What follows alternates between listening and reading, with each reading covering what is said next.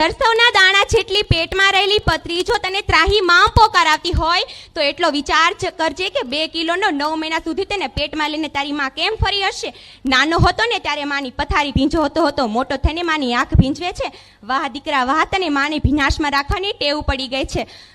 પરંતુ એટલું યાદ રાખજે કે રડવું હશે ને તો ખંભો કોઈને મળી જશે, પરંતુ ખોળો તો માત્ર માનો જ મળશે.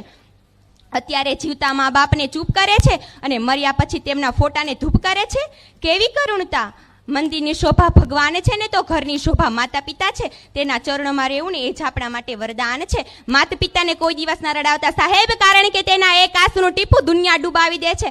જિંદગીમાં આગળ શું થવાનું છે ને કોઈને ખબર નથી, શું કરવાનું છે ને તે કોઈને ખબર નથી, પરંતુ તમારે શું કરવાનું છે ને તે તમને ખબર હોવી જોઈએ. આપણા કારણે કોઈ દિવસ માતા પિતાને દુઃખ ન લાગે ને તેની કાળજી લેજો, કારણ કે તેના આશીર્વાદ જો આપણા માટે સ્વર્ગના દ્વાર ખોલી શકતા હોય ને તો આપણા દીધેલ દુઃખના કારણે તે નર્કના દ્વાર